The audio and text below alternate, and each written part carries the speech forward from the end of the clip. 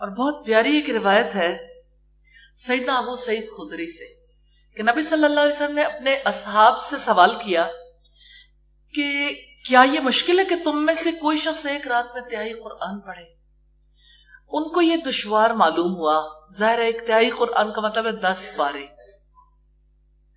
کہنے لگے اللہ کے رسول ہم میں سے کس کو اتنی طاقت حاصل ہے؟ آپ نے فرمایا سورہ اخلاص جس میں اللہ کی صفات ہے، احد و صمد کی صفات مذکور ہے، تہائی قرآن کے برابر ہے.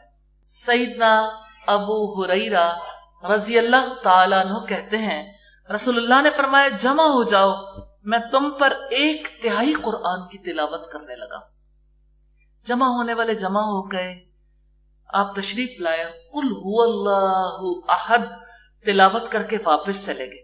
ہم ایک دوسرے کو کہنے لگے ایسا لگتا ہے آسمان سے کوئی نئی خبر آئی جس نے آپ کو گھر میں داخل کر دیے.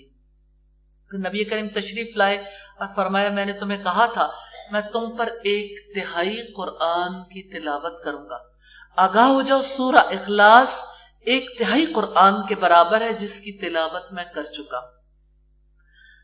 تو اس حدیث کے حوالے سے ہم دیکھتے ہیں کہ 3 اساسی مقاصد ہیں جس پر یہ قرآن مشتمل ہے.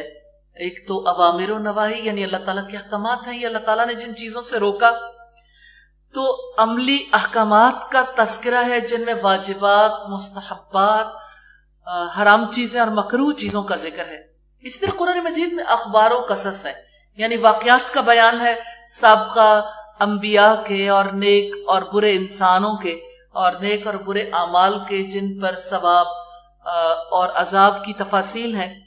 اور تیسرے علم التوحید، اللہ تعالیٰ کی ذات اور اس کے اسماء و صفات اور ان کے تقاضوں کی تکمیل. تو سورہ اخلاص علم التوحید پر مشتمل، اس وجہ سے یہ 1/3 قرآن کے برابر قرار دی گئی ہے. الحمدللہ.